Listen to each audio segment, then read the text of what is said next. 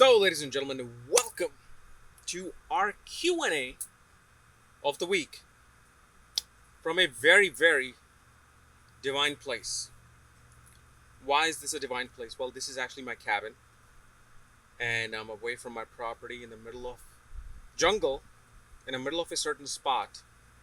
Okay, still my land, but this is the spot where at one point I'm going to build a shrine for Babaji. Okay, of course, in a certain lineage that I'm in now, we call them Shri Guru Babaji. So I'm gonna be building probably like about 4 feet, 4 feet tall on a um, particular block of concrete. So why don't we look at our Q&A? Okay. So our very first Q&A comes from T. Just T. Does leaving a bad review for a restaurant gives you bad karma? Very, very important question. Yes. Be careful of when you leave bad reviews for restaurants and businesses. Why is it that? Because first of all, when you leave a negative writing, see, review is a written form, right?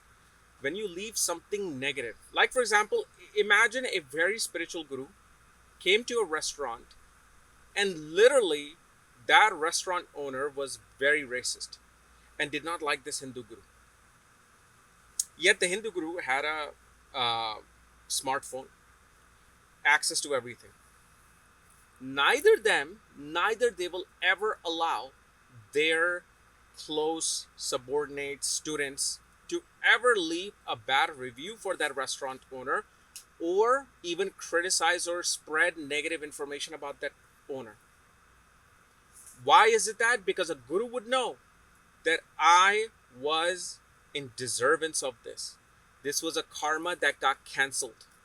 Perhaps I treated this person in such a bad way in one of my previous lives that they simply gave that back to me.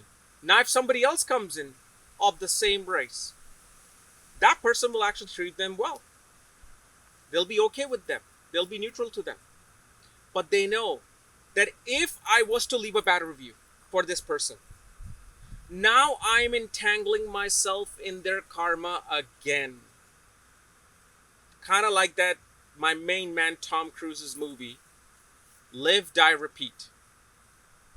Brilliant movie. You guys got to watch that movie. Live, Die, Repeat.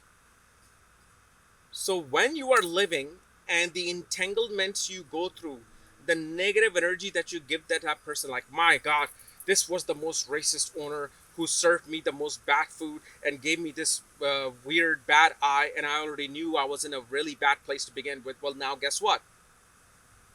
Doesn't matter if it's internet, new age technology, or old form of technology. Karma is far more advanced than us, trillions of times over advanced than us.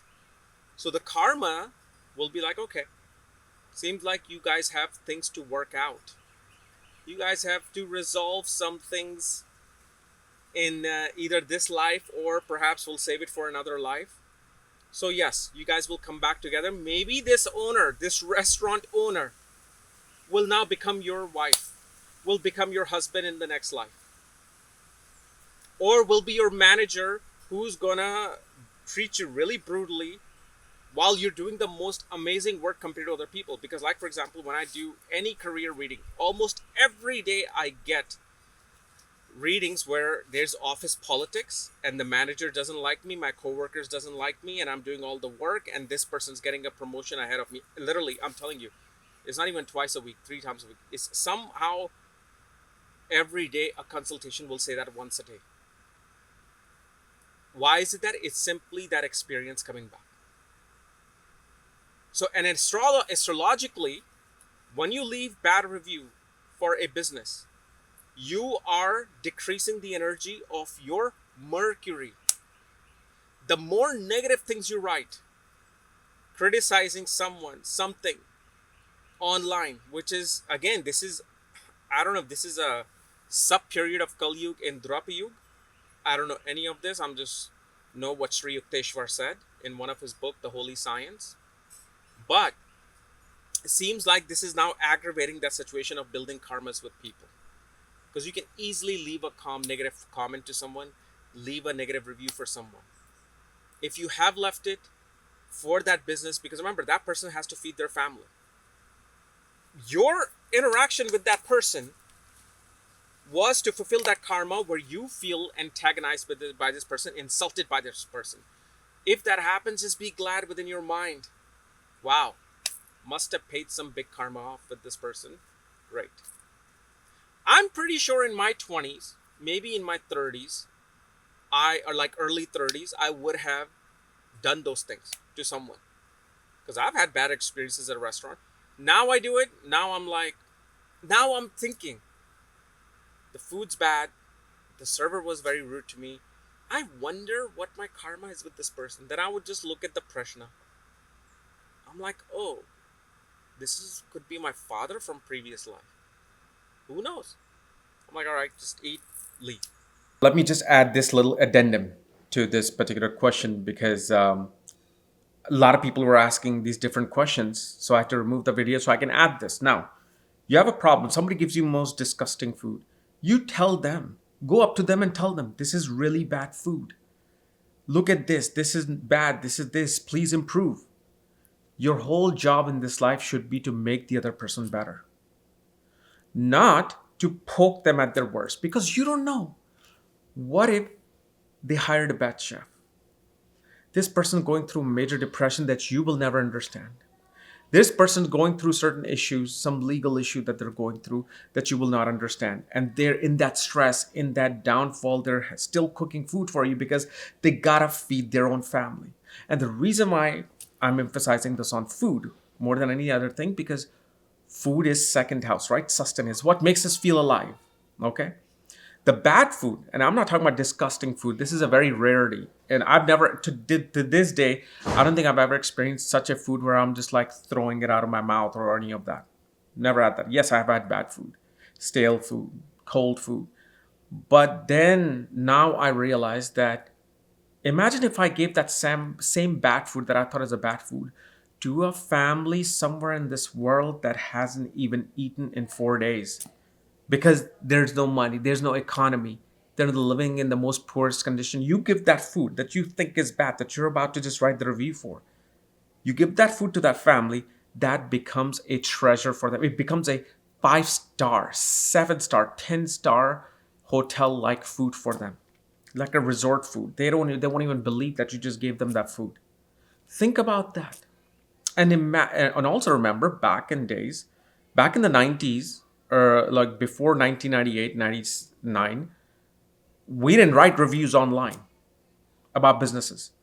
We had a bad experience, we will tell somebody, oh, you're going there, just remember, went there, the food was very cold, very this. And then whenever, and I'm a foodie, you guys know that. When I go to certain restaurants that I want to go to, and I'll see a bad reviews. And then in that, I will be thinking like, everybody's making this a bad review, then I wouldn't go. That means now I'm no longer giving my money to this business. But then it has happened quite a few times where I am out of just nowhere, go to the restaurant, didn't even realize this was the restaurant with a bad review. But when I started looking at the menu because I was parked right outside. And once I looked at the menu, okay, I'm like, oh, I like this menu, Didn't even look at the reviews. And then I went in there, ate the food, okay? And I'm also then looking at the menu. Then I would, let's say, come across their review later on. Maybe next time when I had a great experience, I'm like, oh, wait, this is that same restaurant that everybody said not to go. And same thing happened where it turned out to be one of my favorite sushi restaurants. I go to it every single time. And I'm like, why are these people just giving this restaurant average reviews? Not even the bad. Some were bad, but some were average. I'm like, this is the most amazing food. So this is why, and then this is why I'm also giving that example of Edge of Tomorrow, Live, Die, Repeat, right? If you want to write bad reviews, do it. If you just don't mind, keep dealing with that same redundant cycle of the Ferris wheel over and over again. You cannot get off the Ferris wheel. You're always on it. Because of your ego, because you felt offended, you're like, oh my God, I'm going to write this review because this server did this to me. Oh, while the owner had completely different intentions towards serving you, that one server who you may have had some karma with gave you a bad experience. Relax, chill, okay? This I know I'm from the old school era where there was no internet, no computer. I grew up in that semi pure environment, I guess you can say, whatever was left of it. Now it's like, boom, everybody's racing to go after each other on Twitter, go after each other on, Facebook, this and that. Guys, just think back and stop. I know you're 15 years old. You're going to say F karma and this and that. I don't care. I'm going to write that review. Yes, great. You want to be part of the cycle, please go ahead. But just calm and think about where, when, how, what you're writing. Is it necessary to write? Okay. Is it really necessary to write because you had a bad experience with that one server? And like I said, go tell the person. Go tell the restaurant owner. If it's so bad, like you see a live thing in the thing, just call the city. This is don't get involved in that particular karma, because then you're gonna get tied up into the entanglement of it. So yes, be careful of that particular thing. Then, sorry, my internet is so slow here. I should have taken an image of this. Okay. So this is the second question. Do remedies such as keeping a beard, shaving facial hairs, buying shoes, buying a watch, etc. really work? If so, please share your experience. So some of these remedies, whether it's a watch, whether it's a beard, whether it's a clean shave, whether it's you wearing some gold chain or some amulet, they are part of a remedy, especially in Lal Kitab, the red book. Although I would never touch red book, or as they call it, Lal Kitab. My uncle has been doing it for 45 years. And I got the best suggestion from him back in 2008. Still remember. But only very few people, depending upon their alignments of Mars and Ketu in their birth chart, should either study Lal Kitab or prescribe remedies to other people regarding Lal Kitab. But these particular remedies can also be seen through natural Parashari astrology and nakshatras. For example, Ketu is hair. Ketu is hair. Let's say your Ketu is in the 9th house or 12th house. 9th house is the house of higher knowledge, post-grad education, PhDs, gurus, teachers, counselors. 12th house, as you all know, is the ashram of the guru. It is meditation, it is the astral world, it is the astral plane. Because your Ketu is there, when you grow your beard, that means now you're trying to activate your Ketu. Ketu is what? Moksha Karka. Ketu is moksha. And this is why what happens is your Ketu start becoming activated, and if it's in a certain house or placement, you start becoming isolated towards the house that it's in, and it'll affect every single house from itself. For example, 9th house becomes 12th from the 10th house of career. Okay? So what happens is when you grow the beard, you start finding disinterest in the work you're doing.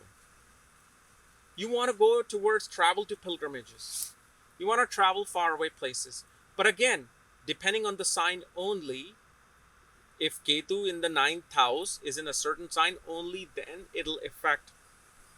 like career and all that. What can also happen, Ketu, when you grow a beard sitting in the ninth house, suddenly you'll be like, you know what? I need to get a higher education related to my career, and I'm gonna go for PhD, or I'm gonna go for my master's degree. That's it. So then you leave work and you start studying that higher knowledge related to that. Maybe it does it automatically. Some dasha comes in, some mantra dasha comes in, you grow your beard, you get your higher education, and after you get your education, you're like, well, I need to go for a job interview. It's not going to look presentable having this, this rough beard. Okay, let me shave it off. And so that time period, you do that. Buying a watch, Saturn, you kind of like start focusing on the Saturn in your chart. If you buy watches, if you wear watches, because Saturn is time, Kal. Saturn reminds you that you have limited time, so you need to accomplish things. You will see people who are into watches becomes extremely goal oriented. They're like, I have to do this because I don't have much time left. I don't know what time I'm gonna go. So I need to, if I have this dream of creating this business, this foundation, this and that, I need to do it now. I need to do it right away. And of course, if you have a clean face, okay, that's something um, that's something I have not really understood what it represents. So I can't answer that, and I will not make anything up just to fulfill that answer. So I don't know what shaving face, what it activates, what is it doing? Because again, back thousands and thousands of years ago, mostly all men had beards. Women had long hair, right? Whenever you see some yogini, you will see them naturally having very long hair, because you're again activating your spiritual energy. Now you'll be like, well, Buddhist monk are all shaved. Well, perhaps they're following a different philosophy. Maybe they don't know about astrology and Jyotish. Maybe a clean head, they're like, I don't even care about Ketu or any planet. I'm done. They get to a certain point where they don't need to worry about growing a beard or not growing a beard spiritually. Maybe having the hair shaved, no beard, not even eyebrows, frees them of all the things connected to the planet. We don't know. We don't know. But I'm just telling you what I know, what I have experienced. Okay? Then, the next question is from Kumar Swami. Debilitated son gives government job to native. I have seen this with my father, and he's a government employee. An elder brother of my father is a retired government employee. They both have debilitated sun.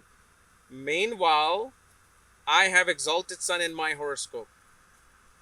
So yes, exalted debilitated planets. Very, very interesting subjects. However, I'm going to have to turn this off, leave from here, because now mosquitoes and all the things coming in, including our our nagas are going to be coming in here too. So, yeah, I guess we'll shoot this somewhere else. So now, at a better location, better situation. But regarding debilitated planets, okay, why debilitated sun? Well, first of all, never, if I showed you a coriander leaf, I'm like, hey, look at this coriander leaf. Smells good. Don't quickly say and make up your mind that no, don't eat it. It's going to upset your stomach. This is really bad. It's dried. It's going to taste awful even though it smells good. No. Throw it away. And then I'm telling you, you did not let me even finish the sentence. It smells really good. And I'm about to put it into my potato curry. That's going to make it even more aromatic. So you see, you jump to things before even actually understanding the whole scope of the matter. So when you're looking at debilitated sun, several things you want to look at. First of all, the pada of, well, forget even pada, position of the sun, which house it's in. Also, is it in the brighter half or the dimmer half of the chart? Dimmer half of the chart becomes the first to sixth house. First to sixth house is the dimmer side of life. 7th to 12th house is the brighter side of life. Second, see what impact is happening on the sun. Is it a malefic impact or is it a benefic impact or no impact of a planet upon the sun? by conjunction and aspects. So those two things. Three things. Does sun have directional strength or no directional strength? If it has no directional strength, only late in life, in your 30s, you find your directions of the sun. Your sun comes alive. Okay, because it takes time for sun from no directional strength, which is the fourth house, to travel slowly. If you know about Bhrigu progression, it'll travel slowly and finally come to the 10th house point of giving that enlightenment to your chart. Second thing, what yoga is sun creating? Is sun in part of a Arishta yoga? Or is sun in part of a Raj yoga, Dhan yoga, Mahapurush yoga? Then look at the pada. You want to study the debilitation and exaltation part of the sun? Pay attention to the first and third pada of the sun in Libra, which will only then occur in two nakshatras, which is Swati and Vishaka. So look at the pada of the sun. And then see how it's landing in Navamsha. In Navamsha, apply the exact concept in the Navamsha, or exact concept from the birth chart to the Navamsha. Many people follow the rules of, well, just look at the sign and that's it. You're done. No. Then you're going to be lost. Pay attention to the position of the sun, conjunction of the sun, aspects on the sun, yogas created in the Navamsha of the sun, and using the common yogas that you know of. Then ask yourself, what is it that I'm looking from this sun? Because sun might be giving extremely bad results when it comes to one thing, while extremely great results when it comes to another thing. You could have an extremely bad relationship with the father, but when it comes to your wealth and money, sun will raise you to the top. Because another principle is, you must have, for having wealth, debilitated planets are crucial. They are like the fertilizer for your chart. Smells bad, right? Smells like poop, cow poop, animal poop. If you're on Mars, it might be your poop, trying to create something like Mark Watney. But it becomes a fertilizer for your material growth. Not just sun, a debilitated planet. Then at the same time, if let's say you want to know what about the relationship with my father? Well, for that, not only look at the sun, look at ninth from the sun, impact on the sun, and your ninth lord. How is the ninth lord in your chart? Ninth house is father and guru, depending upon what you're looking for. If you're looking for the guru, then pay attention to the Jupiter. Jupiter becomes the karka of guru as the ninth lord, or the ninth house itself. If you're only paying attention to the father, then look at the sun. In Varamira, on Bharat Jataka, it's even said, if you're born at night, look at Saturn as the father. You see the complexity of Vedic astrology, where you really have to be a super genius to really grasp the knowledge. Then you ask yourself, what exactly am I looking for? Well, I am looking for, if you're going through the sun dasha, the period, the 6-year period of the sun that could come in your life, may not come in your life, depending upon your chart. What is it that you're looking for in that chart? Are you looking for property? Okay, well, look at Chaturtha Tamsa chart to really see if the sun is promising you a home in this dasha. Are you looking for a status in terms of promotion? Changing your title from just a regular person to a vice president. Okay, pay attention to the birth, Navamsha, but also the Samsha. Don't forget that the Samsha. You're looking for inheritance. What's going to happen with my inheritance with my debilitated sun? Well, okay, let's look at your Dwada Samsa chart, see which Rishi sun lands in, including even Drikna, or they call it Dreshkan Drikna. When it comes to inheritance, Drikna and Dreshkan and Dwada Samsha, pay attention to them. This is why it is not complex, it's time consuming to really understand what is the parameter of this analysis that we are making. So it's like if I'm a French baker, I'm putting the first layer of the cake, and I'm just doing something. You come in as a customer and you're like, Oh my God, that's my cake. That looks ugly, awful. What are you doing? And the chef is just going to look at you confused, like, are you okay up here? I'm just starting on your cake. This is the first layer. Then I'm going to put something else. Then I'm going to put the second layer. I'm going to put something else. Then I'm going to put the third layer. Then I'm going to put the cream on top. Then the whipped cream. Then I'm going to decorate it on the side. Then I'm going to put these little colorful things. And I'm mixing the vodka, everything that you said I should be mixing. Okay, I'm putting the little bit of salt and caramel, salted chocolate around it. Okay, then after like 3 hours, when you come back again, oh, this is my cake. Now I understand what you were doing. So when you look at that first layer, you're digging to a certain point, and you're saying, well, there's no oil. Let's go somewhere else. And you'll do this to 100 places. But that first place that you were at, when you dig deep enough, the oil is finally sprouting out. The petroleum is sprouting out. Not petroleum, it's oil. But you see how you have to just stick to where you are, then go deep and make that analysis. And this is why your father with the debilitated sun was a government worker, while you, perhaps with the exalted sun, is not able to clear your IS exam, IPS exam, or IAS exam. Well, we got to look at the sun. And I believe I asked this individual about their birth details, or father's birth details, and I forgot to check their reply on that. And my connection is really slow out here in the middle of nowhere. But hopefully this is given, enough understanding of things. So anyway, guys, this was my weekly Q&A. And next week we're going to pick a new batch. Till then, if you want to understand astrology, learn astrology, check out my academy here under course section, under KRSchannel.com, which is Magha Vedic Astrology Academy, where I've just finished my course on Charadhasha, which you can pretty much log on and watch, and including my books, reports, consultations. And of course, when you do join my academy, I can use those funds to fund my movie, which I'm currently working on. I'm either wanting to do Walking with Saturn, or I might actually do this one movie on a nakshatra. It just came in the middle of my, not middle of my sleep. I kind of had the hunch, but then suddenly this story just appeared. And I called Togi. I'm like, listen, I've got a story.